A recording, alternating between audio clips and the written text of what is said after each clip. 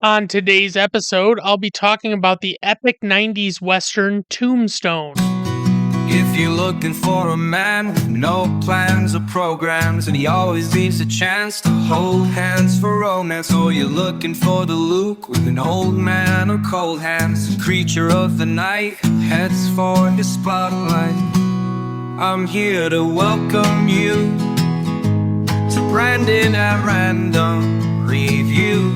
A method when I choose. It's Brandon at Random Reviews.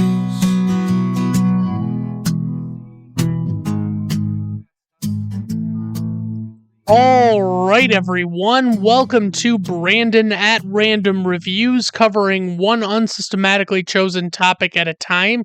If you like listening to a guy talk about arbitrarily chosen subjects in weekly episodes, then look no further. To keep up with the newest content, you can find Brandon at Random Reviews on most major video and audio platforms, as well as all popular social media sites. If you enjoy this, please like and subscribe. I use views as a primitive form of liquid pain medication to relieve my chronic headaches. So, as I mentioned, today's movie is Tombstone, released on December 25th, 1993. I feel like that date is significant in some way, but I don't really recall why. Runtime 130 minutes. This movie is rated R by the Motion Picture Association of America. Budget $25 million. Directed by George P. Cosmatos. Writers Kevin Hare. Let's go with one of those two. For the score, we have composer Bruce Broughton. And for the cast, we have Kurt Russell, who plays Wyatt Earp. He was also in The Thing, previously covered on this podcast. Love The Thing. Great John Carpenter movie set in Antarctica. It's at this scientific research facility where this monster is unleashed that takes on the form of the different humans that are there. And it's very well done. It's awesome. I fucking love it. Escape from New York was another one that Kurt Russell was in. Really enjoy that movie. He's only got one eye in that movie, which I find personally appealing. And then he was also in Big Trouble in Little China, which is one I need to go back and rewatch because I haven't seen it in a really long time. Then we have the late, great Val Kilmer, who plays Doc Holliday. Of course, he was in Batman Forever, which I also covered previously on this podcast. He was actually a really great Batman, but Batman Forever is such a disappointingly bad Batman movie that people often forget that he was actually good. I also love him in Kiss Kiss Bang Bang, which is an underrated gem with Robert Downey Jr. I intend to cover it on this podcast eventually. I just haven't quite gotten there yet. He was also Iceman in Top Gun, a classic. Love Top Gun from the 80s. Fantastic. And the other great movie that is often forgotten, I feel like, is Top Secret. He is great in that movie. The comedy is fantastic. I really fucking love Top Secret. Not one I would probably ever cover on this podcast because honestly, it's a little too visual and it's a comedy, which I have mentioned before, I generally avoid covering because it's basically like too much explaining of jokes and it just kind of ruins it. Next up, we have Sam Elliott, who plays Virgil Earp, and he was in Roadhouse with Patrick Swayze. Pretty great movie. I really enjoyed it. It's a little ridiculous and over the top, but it's enjoyable if you can respect that kind of movie. He was in The Big Lebowski. He was actually more of like the narrator guy. He appears on screen, but he's not really a character in the movie per se. And he was also in The Ranch, which is, in my opinion, a dog shit laugh track sitcom that is not particularly good. And I guess a lot of people like it that like that kind of thing. I'm not a big fan. Moving on to another late great actor in Bill Paxton, who plays Morgan Earp in this movie. And he was also in Twister, which is a great 90s movie about tornadoes. He was in Apollo 13 with Tom Hanks, and I think, was Kevin Bacon the other astronaut? I think. Probably. And then, of course, he was in Aliens. He also had like a bit part in The Terminator. Then, of course, we have Powers Booth, who plays Curly Bill Brocious, and he was in the movie Sudden Death with Jean-Claude Van Damme. there is a deleted scene from Parks and Rec where Chris Pratt's character, Andy Dwyer, sings a song outlining the entire movie Sudden Death, which is about a it's about an attempted terrorist attack at the Stanley Cup Finals. So it's a hockey game, and it's just a ridiculous movie, but it's a great 90s action flick, just a mindless action flick, honestly. Nothing crazy to write home about, it's just solid. And Powers Booth was also in Sin City, and he's kind of forgotten in that movie because there are a lot of actors in that movie chewing up the scenery, and it's fucking great. I've covered it, I think, on the first season of this podcast when I was still just audio. And then we have Michael Biehn, who plays Johnny Ringo, and he was in The Terminator. He often is not credited as giving such a great performance in The Terminator because there is so much else in that movie that people are thinking about when they watch it that he really doesn't get a lot of credit for really being great in that movie, honestly. Like, he really plays it very well. His performance is great. I fucking love him in that movie. But because there's so much more to talk about in that movie, it's just completely overshadowed. He also had a pretty small role in The Rock, and honestly, like, that is a forgettable role of his. It was in the mid 90s. It was kind of after Michael Bihn's heyday. He's still good in it. It's just he doesn't have as big of a part. And he was also in Aliens, which is a solid sequel movie. And I also intend to cover Alien pretty soon on this podcast. So, anyway, there are a lot more as far as notable names in this cast, including people who were relative unknowns at the time of this movie being shot. People like Billy Bob Thornton and Thomas Hayden Church. Then for casting notes, of course, we have Kevin Costner was the first choice to play Wyatt Earp, but he turned it down in favor of his own cable miniseries about Earp, which eventually became the theatrical film Wyatt Earp, which came out in 1994. Both Costner and his producing partner Jim Wilson confirmed that their project would not interfere with Tombstone, but screenwriter Kevin Jarre was not confident about this as his Dracula script had already been shelved after Dracula 1992 was greenlit. Then, of course, Tombstone did indeed have difficulty securing talent from Costner's agency CAA after his Earp project was officially announced. Wilson admitted there's no race, but because of the asinine mentality in this town, they won't let two pictures about Earp go forward. If I were a gambling man, I'd bet Tombstone doesn't go ahead. Ultimately, Tombstone was released 6 months before Wyatt Earp and was a critical and commercial success, whereas Wyatt Earp was a failure. Big shocker. So, Robert Mitchum was signed on to star as Old Man Clanton. Prior to principal photography, he fell from his horse and injured his back, forcing him to quit the part. Instead, Mitchum provides the narration at the beginning and end of the film. Willem Dafoe was actually the original choice to play Doc Holliday, but Buena Vista refused to distribute the film if he was cast due to Dafoe's role in the controversial The Last Temptation of Christ from 1988. The longtime veteran Western actor Glenn Ford had originally signed on as Marshall White, however, poor health forced him to withdraw, and the role went to Harry Carey Jr., who was originally cast as a wagon master. For the plot synopsis, a successful lawman's plans to retire anonymously in Tombstone, Arizona, are disrupted by the kind of outlaws that he was famous for eliminating. Tagline: every town has a story, Tombstone has a legend. Pretty fucking solid. Kind of a multifaceted meaning there. I really like that one, actually. Alright, guys, let's just dive right into this motherfucking plot. But first, let me ask, why the hell is the Hollywood Pictures logo a fucking sphinx? Couldn't you just use the Hollywood sign that is already there? It's a pretty obvious on the nose choice, but it would be better than a sphinx. It's not Egyptian Pictures, you know what I mean? This movie starts off with voiceover narration by Robert Mitchum and a bunch of old style footage of settlers on horseback that is even sped up unnaturally like old timey films.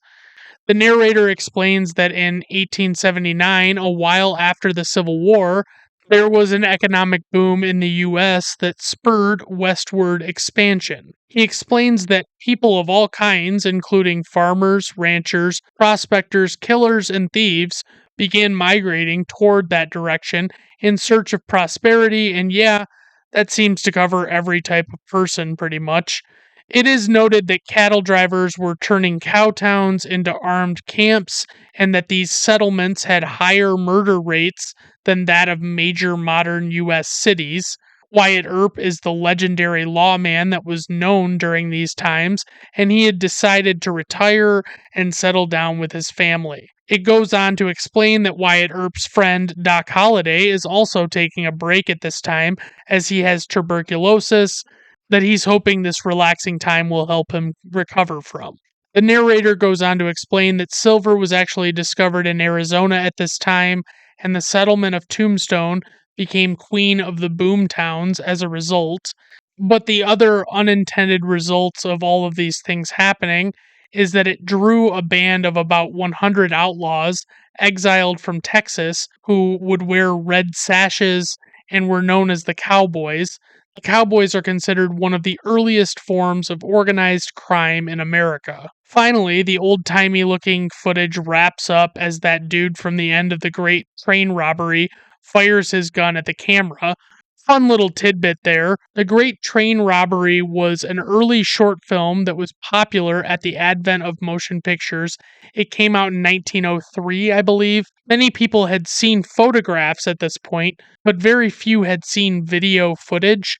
So when the man fired the gun toward the camera at the end of the film, legend says that many people seeing it for the first time actually panicked because they thought a real man was pointing a gun at them. Anywho, we cut to this impending raid of a Mexican wedding by the aforementioned group of outlaws, the Cowboys, who show up right after the ceremony finishes.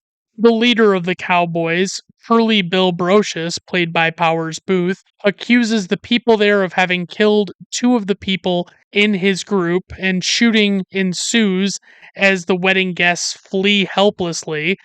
The gang unloads their weapons on the terrified guests, including women and children, until the gunfire subsides, and he tells a Spanish speaking member of the gang to order the groom to get on his knees. This is Curly talking.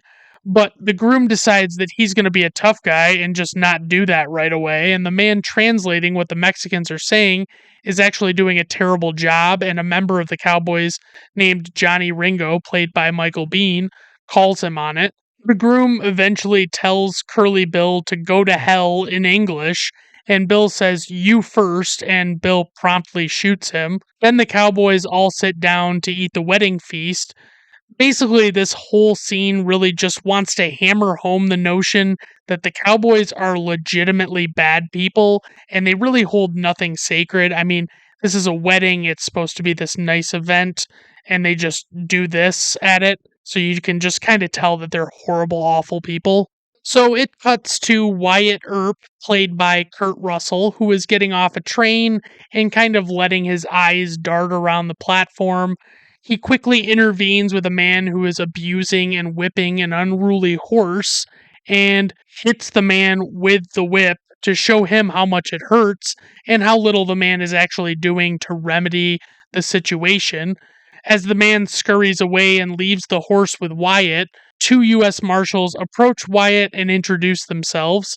Wyatt quickly shuts them down and asserts that he is retired and he has zero interest in joining them at all. And that's basically what this movie is, just a calm little tale of an Old West lawman's early retirement and his uneventful life after being a U.S. Marshal. Right? Right? Wyatt's brothers Morgan and Virgil greet him and reintroduce him to their wives Allie and Louisa. And I'm not going to tell you whose wife is who, because I promise you they have zero relevance to the plot on that level. Virgil and Morgan Earp are played by Sam Elliott and Bill Paxton, respectively.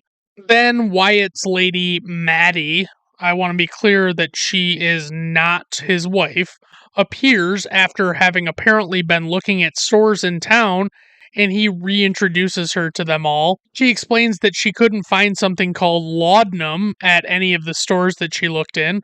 Apparently, laudanum is an opium tincture that contains dissolved opium from the opium poppy mixed with alcohol. Historically, it was widely used for pain relief and cough suppression, but is now recognized as a highly addictive narcotic. And by the way, a tincture is a concentrated liquid extract of herbs or other plant materials, typically made by soaking them in alcohol or another solvent.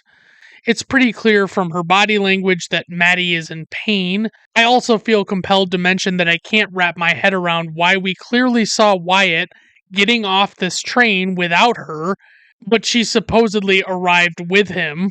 And she somehow, in this amount of time, has managed to check multiple Tucson area stores for laudanum in like 3 minutes as Wyatt was walking around the train platform. Sorry, I don't usually notice shit like this, and I don't like to do the CinemaSin things and point out stuff like this that doesn't really matter, but I just noticed it here because it was confusing as fuck to me. So the three couples look at each other in a mirror at the train and pose for a moment to look at themselves. One of these wives offers Maddie some laudanum that she has in her purse, and Maddie mentions that she just gets headaches sometimes, and I'm sure that's not foreshadowing or nothing. I reckon it's just that sometimes things happen in stories. Ain't nothing to worry about or get bothered by, you know what I mean? It cuts to Doc Holliday playing cards with two men at a saloon, and he shows his wisecracking personality as he manages to get the two men all riled up something fierce before winning the game. One of the two men who'd expected to win tells Doc to get out. As tensions rise, the man goes for his gun, but Doc shows how quick of a draw he has, despite his clearly advanced illness. So anyway, the Earps start to head to what I guess is Tombstone, Arizona. The score of this movie is a fucking masterpiece, by the way. Very fitting and epic in every way.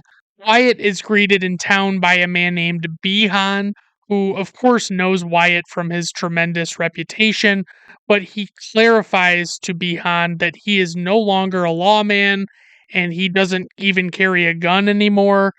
Behan boasts pretty aggressively to Wyatt about what a big fucking deal he is, how he's the county sheriff and whatnot, and he's on the fire brigade, and he's a tax collector and a bunch of other shit.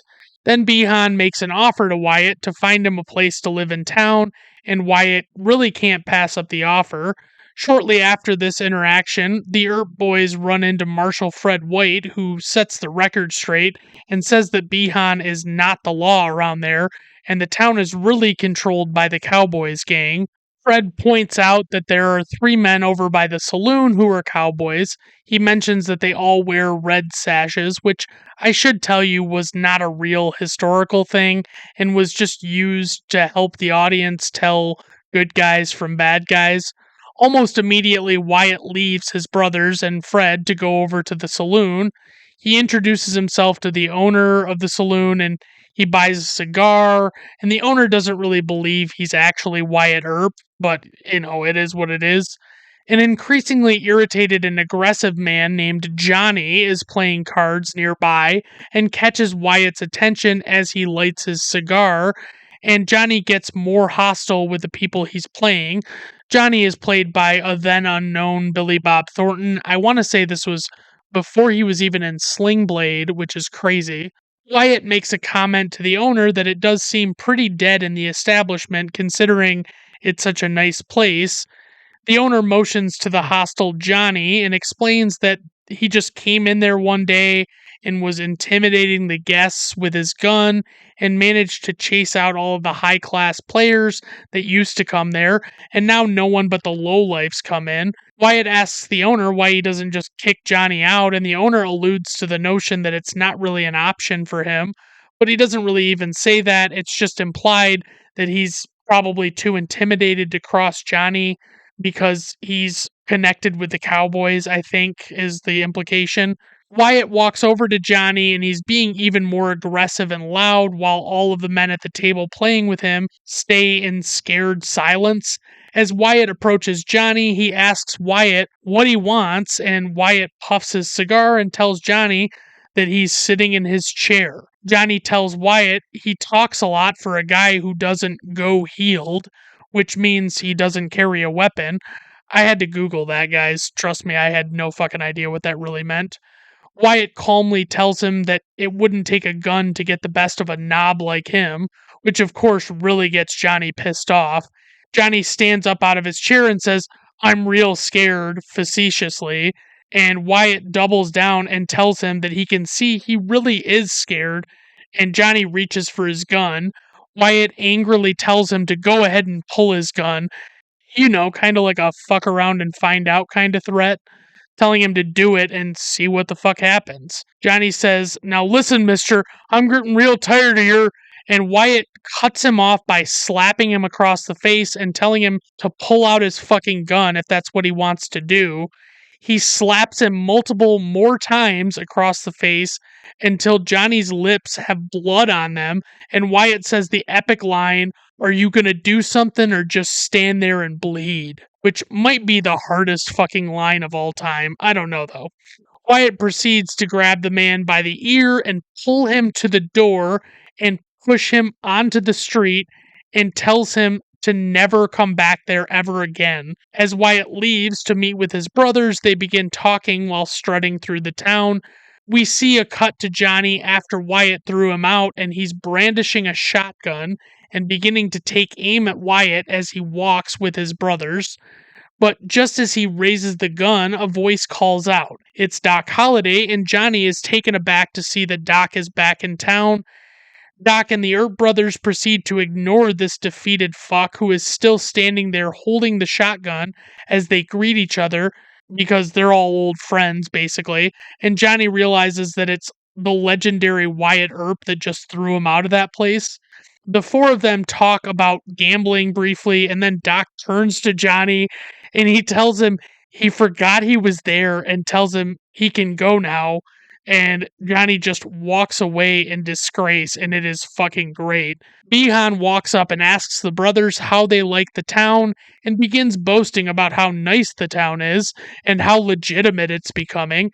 Right on cue, a group of men stumble out of a saloon, and one shoots the other, and Doc makes a wisecrack about how civilized it really is there. Two surviving men recover from the tussle, and they look over and recognize Wyatt and Doc and walk over to talk to them. They are named Turkey Creek Jack Johnson and Texas Jack Vermillion, if you can fucking believe that. Marshal Fred stops to confiscate the men's weapons and arrest them, despite them claiming it was a legal shooting that they done. Oh right, in what is always a weird sight, fucking Billy Zane is in this movie as Mr. Fabian. He pulls up and helps a woman named Josephine Marcus off a carriage. Josephine is honestly pretty hot by early 90s Western standards, if you know what I mean. Then it cuts to some kind of performance hall type place where they do shows for the entertainment of folks around those parts. We see the Cowboys members from the beginning, like Curly and Johnny Ringo, roughhousing downstairs, and Wyatt and Maddie are getting settled upstairs in the balcony. Doc and his girlfriend Kate show up to join them, and the mayor introduces himself to Wyatt, who quickly dismisses him before he can presumably ask him to come out of retirement and be a lawman again. As the acts go up on stage, the Cowboys downstairs shout out in the middle of the show, and one even fires a gun at the first performer and forces him off stage. The next performer is Mr. Fabian, who they allow to perform a bit more, and he's a better sport about the disruptions and gunshots, and they actually seem to like him by the end, which is weird because, like I said, it's fucking Billy Zane. As the next performance starts, the disruptions continue, and it's obvious Wyatt and Doc are becoming irritated with the rude cowboy members downstairs, but it's not really bad enough for them to actually do anything about it. It's revealed that one of the masked performers is the lovely Josephine, as she removes her mask while they take their bows at the end of the show. When Wyatt sees her face, he's astounded by the reveal, but it's not really clear if he actually knows her from earlier in his life or if he just has the hots for her. But Maddie is like literally right there and kind of pretends that she just doesn't see it. As the Earp brothers leave the show and they get to talking about God and whatnot, and it's clear that Morgan is much more spiritual than his brothers, who are clearly not as convinced by all that stuff. The three couples go to part ways, and Wyatt tells Maddie that he has to go to work, which I guess means going to gamble, but it's clear that she wants him to stay with her, but he fucks that all up by waiting too long to reconsider what he's decided his plans are. Then she gets more pissed at him when he sees the bottle of laudanum that she has from earlier, and he tells her that she might want to see a doctor. But she claims it's just headaches, but it's pretty clear that this is all groundwork being laid so that we can dislike Maddie's attitude enough in case something happens with Wyatt and Josephine later. It cuts to Wyatt, Morgan, and Doc gambling, and Wyatt is winning a bunch. Doc is asking him if he considers himself a truly married man or not, and Wyatt explains that neither he nor Maddie were angels when they first met, and just suggests that they've grown up a lot, but Wyatt is basically just doing everything other than actually answering the question. Then Doc asks what Wyatt would do if Josephine showed up there, and Wyatt claims he'd just ignore her and not really care. Naturally, she is there, and Doc knew that, and Wyatt does his best to not pay much attention to her, but it isn't exactly a convincing performance. Honestly, this next scene is fucking perfect and iconic, and I love it. So, as Wyatt sits at a card table and is asked for an autograph, Curly shows up with Ringo and interrupts to confront Wyatt and challenge him. One of Curly's men, named Ike, bullies Wyatt by calling him a lawman and claims the law don't go around there. But Wyatt tells him that he's retired, and Curly seems somewhat satisfied to hear that. Ringo recognizes Doc and asks him if he's retired too, and then Doc unseriously says, "Oh no, not me. I'm in my prime," as he is clearly ill and overly sweaty. And Doc actually recognizes Ringo too and mocks him by telling his girlfriend Kate who Ringo is and jokingly says that he thinks he might hate him. Then the two of them, Ringo and Doc, start speaking in Latin, and I'll tell you later what they say in English, and that'll just be my little treat for you later. Ringo makes a show of twirling his gun around threateningly, and Doc mocks him by imitating him with a metal mug.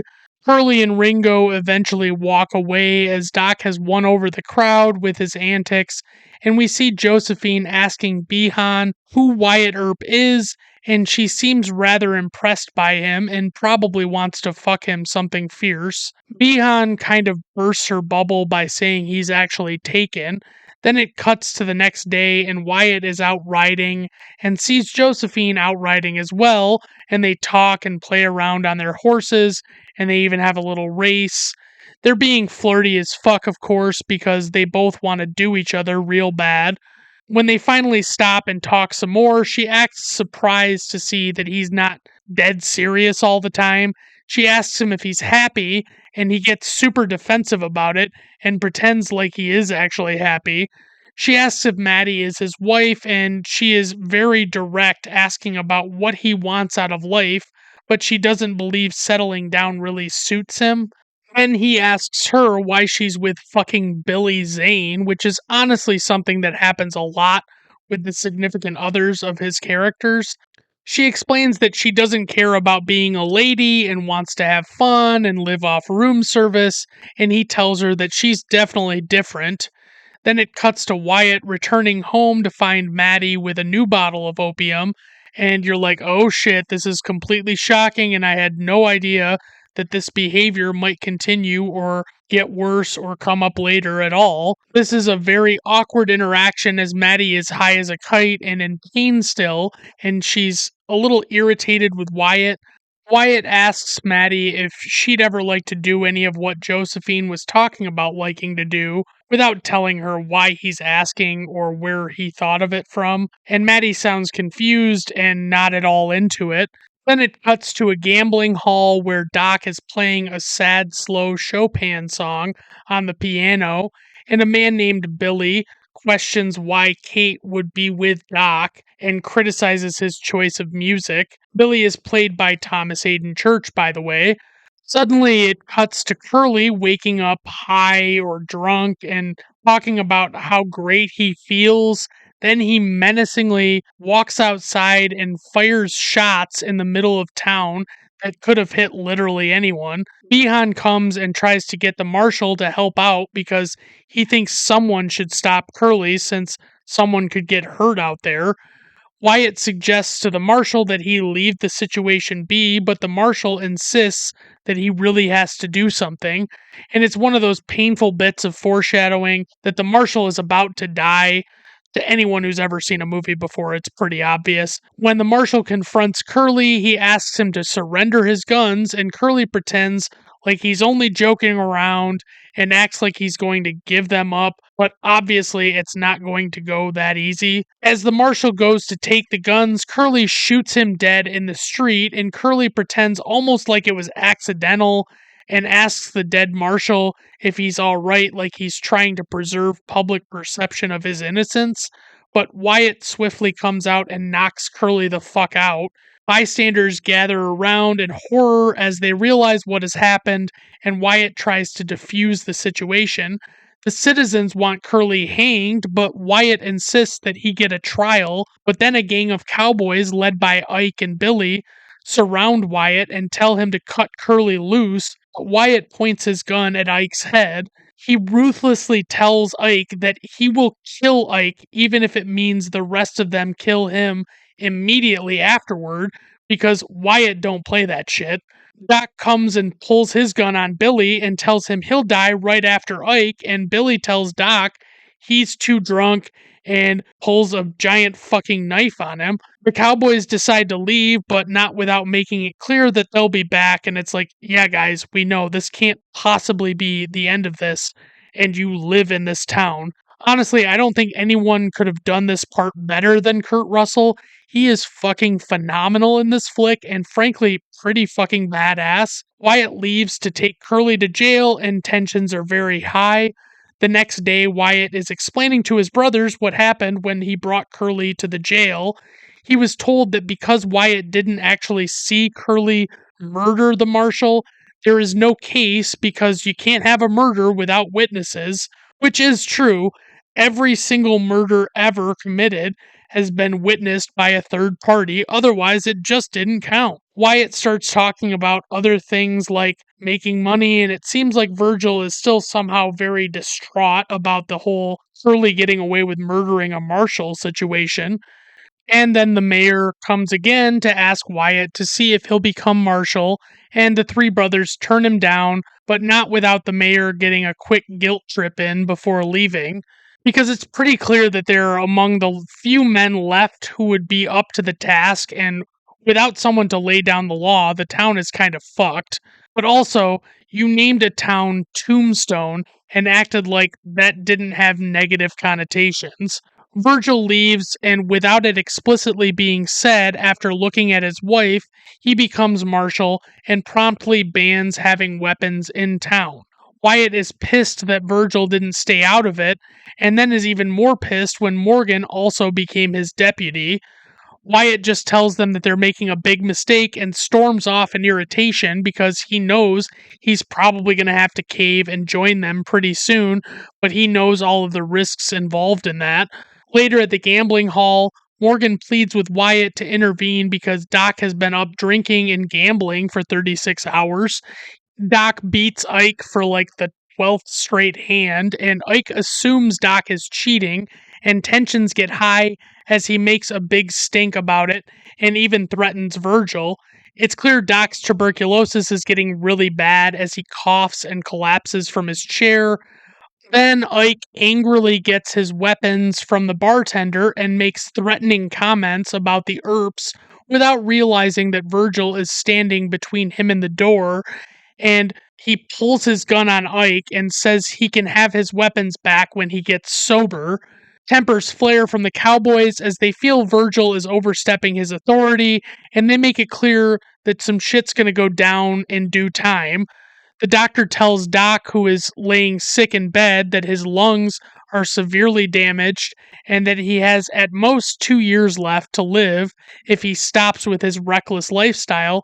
But the doctor also says that the amount of time that he has could also be 2 days because shit, it's the 1800s and who the fuck knows. The Earps watch as 6 cowboys come into town, and Wyatt has Virgil swear him in as a member of law enforcement. Virgil wants to confront the cowboys for carrying weapons, but Wyatt tries to caution him since the weapons are a small offense and that it could have a ripple effect if he does anything too drastic. But Virgil remains firm in his stance. Wyatt also offends Doc by saying it's not really his fight and he doesn't really need to get involved. But Wyatt really changes his tune when it's clear that all 3 other men are against him, and they all begin to move toward the cowboys to confront them. I also like that he refers to Doc's shotgun as a street howitzer. I don't know why, that's just a cool name for it.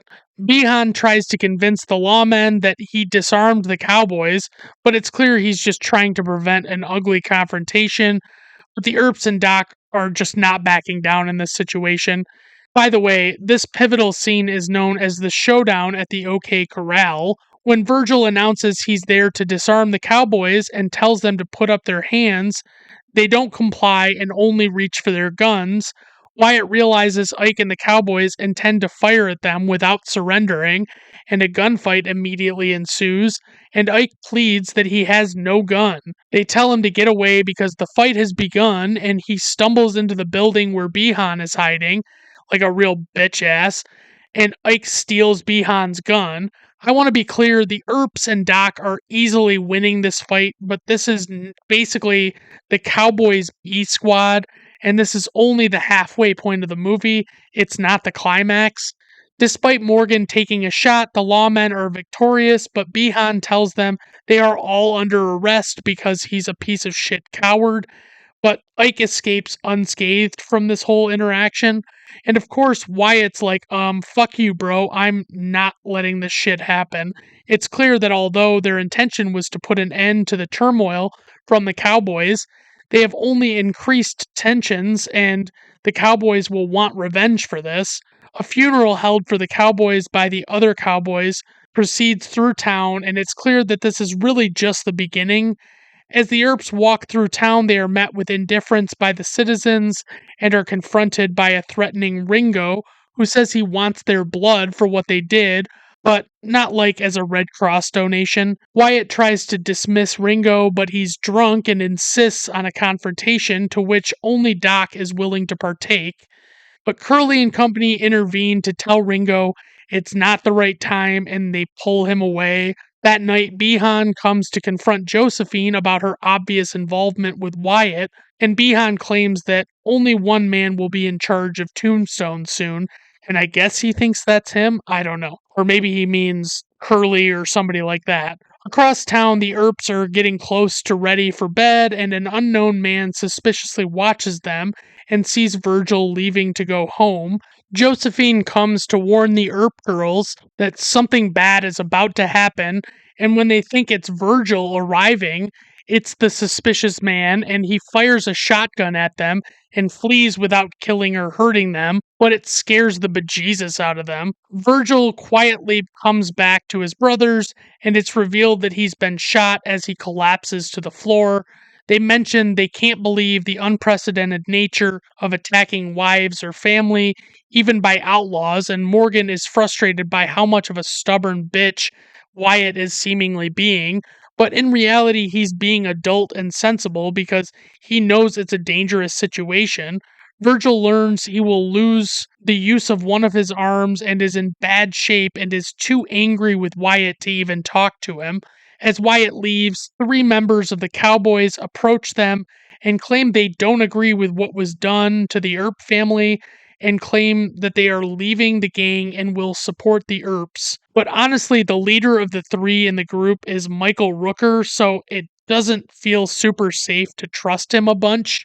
His character's name is Sherman McMasters. The storm going on in these scenes, in addition to the amazing score, really sets the tone well. Suddenly, we see Morgan shooting pool only to suddenly be shot by an unknown assailant from outside. There is yet another gruesome scene as they extract the bullet from Morgan, and he begins bleeding all over. Morgan painfully lays there dying and tells Wyatt he was right about how they should have been cautious because it seems like he got pretty bad here. Wyatt watches his brother die and still has his blood on his hands as he walks out into the pouring rain. Josephine tries to approach him and he basically tells her to get, and Maddie witnesses the interaction and realizes firsthand that something has been going on between them, and shockingly, that's pretty much the end of Maddie's presence in the story. I don't know who could have seen that coming. At Morgan's funeral, Wyatt is hauling away Morgan's casket and stops by where Curly and Ringo are sitting to tell them that it's over. Curly just says, well, and Ringo says it smells like someone died, which is just a disrespectful thing to say, of course. And after Wyatt and Virgil angrily ride away, Curly tells Ike to finish them off. Ike and Frank Stillwell watch Virgil leaving on the train with the intention of Ike just shooting Virgil while he's sitting on the train, and suddenly Wyatt shoots Ike's accomplice, Frank, dead on the platform. Wyatt puts a single finger up to Virgil, who looks at him and gives an understanding wave, like, thanks, bruh, we good now. Doc and the three defected former cowboys approach wearing badges. Wyatt points his gun down at Ike and shows him that he's the marshal now by flashing his badge, and he wants Ike to tell his friends that he'll kill any man he sees wearing a red sash. Wyatt drops another badass line by saying to Ike to tell them he's coming and that hell's coming with him.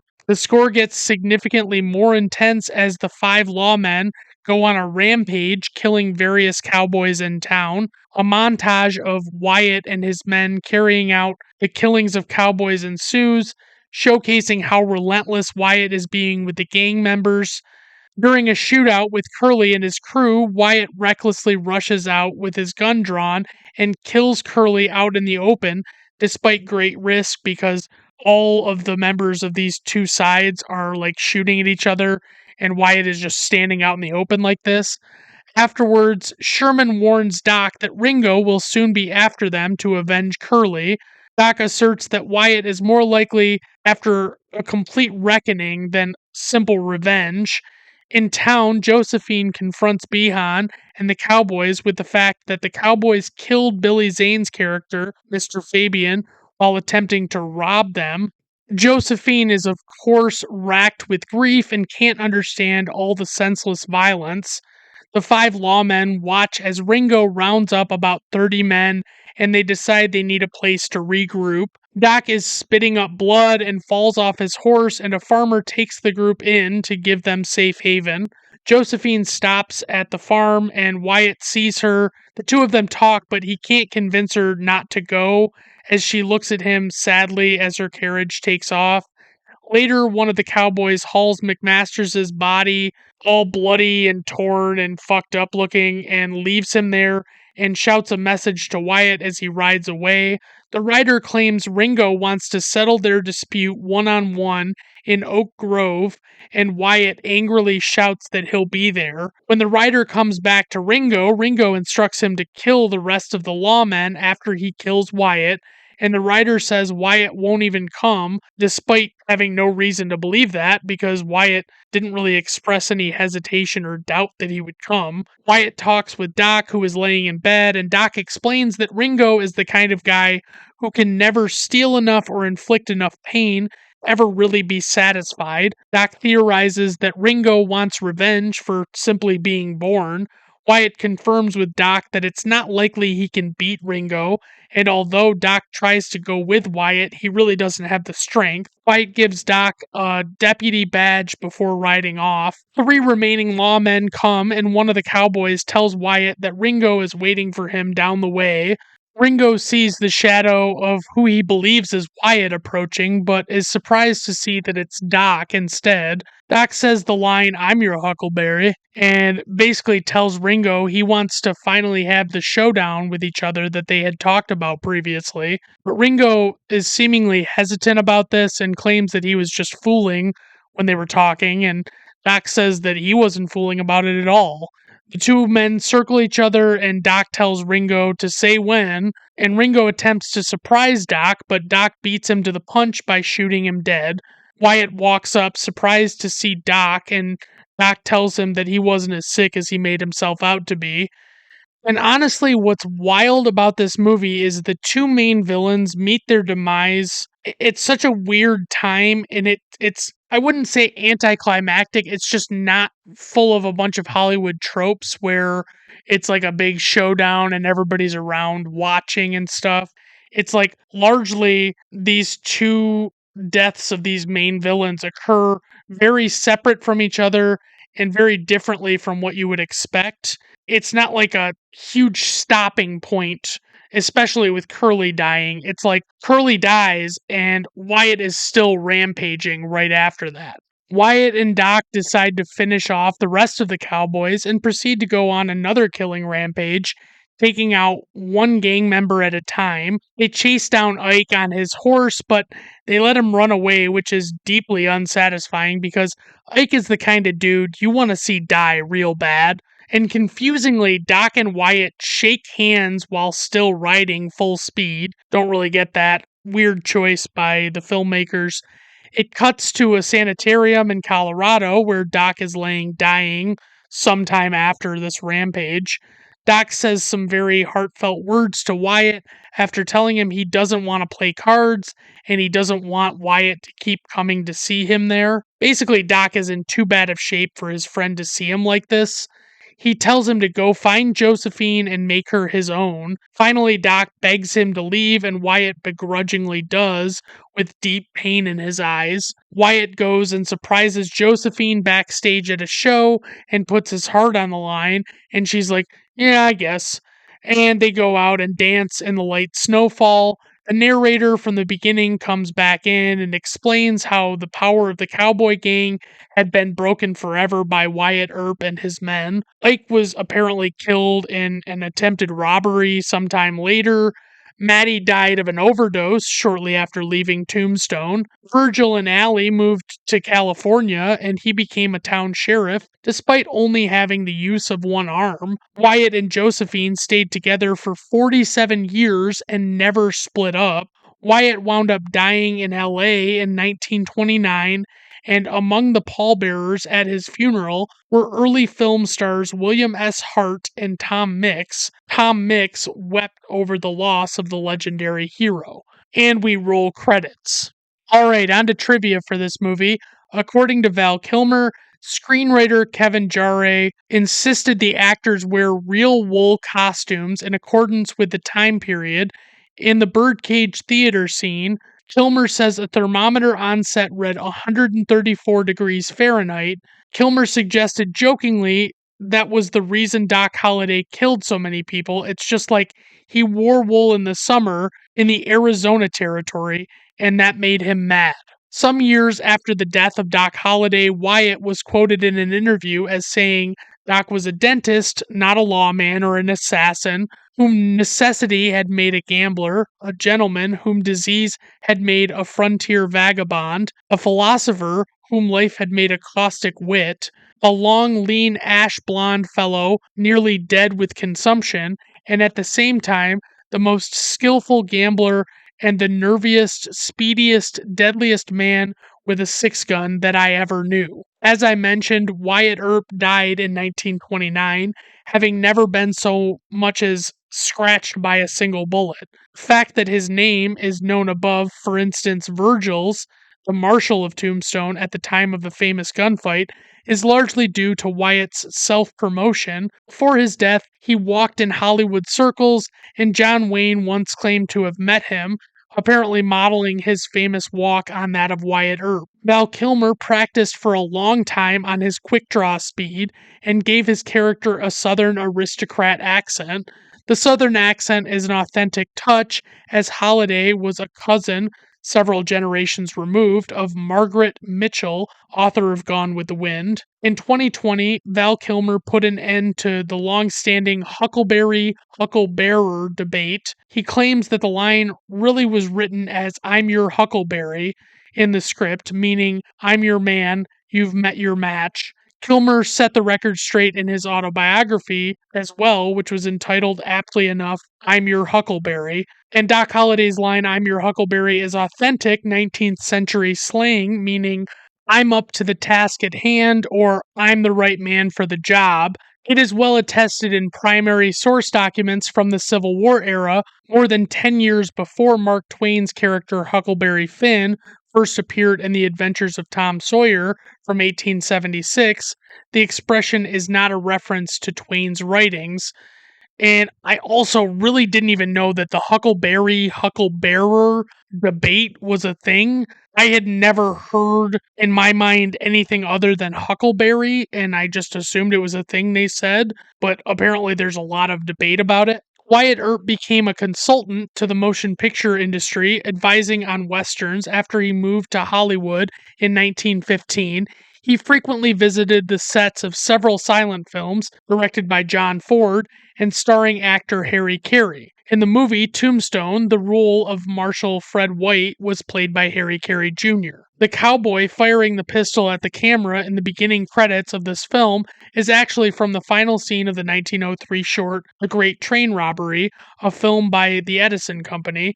The scene frightened audience members who believed that they were about to be shot. The actor is unknown. Here is the translation of what Doc and Johnny Ringo are saying to one another in Latin. Doc Holliday, in vino veritas. I'm going to try my best to pronounce these right. That means, in wine there is truth, implying that he has been drinking, but he is not lying about what he feels. Johnny Ringo, age quod agis, do what you do, like go ahead and drink and be a dick. Doc Holliday, credat Judaeus, Pella, non ego, let Apella the Jew believe, not I. Johnny Ringo, Juventus stultorum magister, youth is the teacher of fools, basically suggesting Doc doesn't realize who he's dealing with and is about to learn. Doc Holliday, in pace requiescat, rest in peace. The line, credat Judaeus appella non ego, let Apella the Jew believe, not I, was confusing to viewers. Scholarly papers showed that Romans used the phrase to show contempt for Judaism's belief that divine power was involved in everyday life. Harry Carey Jr. was actually 72 when he played Marshal Fred White, who is believed to have died at either 30 or 31, which is a ripe old age for a lawman in the Old West, by the way. During the famous gunfight, members of the two opposing parties were initially only about 6 feet apart, and about 30 shots were fired in 30 seconds. Michael Bean stated on the podcast Inside of You with Michael Rosenbaum that he barely said 5 words to director George P. Cosmatos on set. The reason for this animosity was that, according to Bean, Cosmatos treated extras and people he saw as beneath him with utter contempt, whilst also sucking up to anyone above him. Many scenes and subplots cut from the film did still not make the expanded DVD version.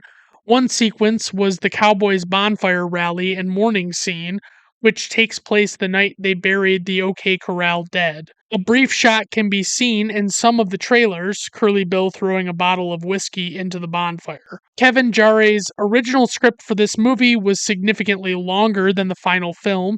It was intended to be an epic, detailing the lives of all of the combatant parties in the story. After Jarre was fired as director, George P. Cosmatos hired John Fasano to trim the script to focus primarily on the Earp family to make the already delayed shoot more manageable. Fasano received co-author credit in early promotional materials, but his name was removed from the film's credits, probably due to Writers Guild arbitration. Instead, Fasano was given an associate producer credit.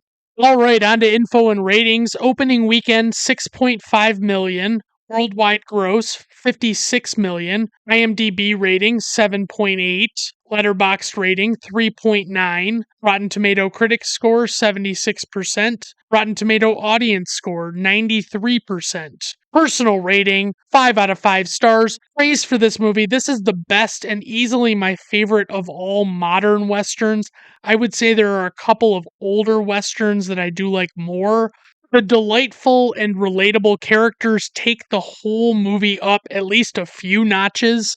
The story is well concocted and delivers on showing what a dark time this was. For criticism, I can't help but notice our heroes don't have a showdown with a giant mechanical spider at the end of this film, and that's a real shame. Alright, everyone, thank you for stopping by. I do appreciate it. Have a good rest of your day. Bye now.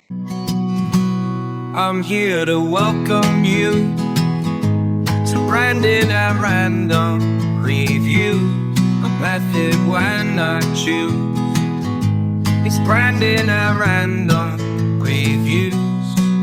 What you hoped you would see is half blind with hats tied, with all the dates of release for Footloose, The Dark Knight, a Kurt Russell brain freeze, Rear Windows and Gaslights. I'm Billy and your Meg, Sharon Stone, the leg spread. The part starts with the eggs, you won't stop till you're dead. I'm here to welcome you to Brandon at Random Reviews. No method when I choose.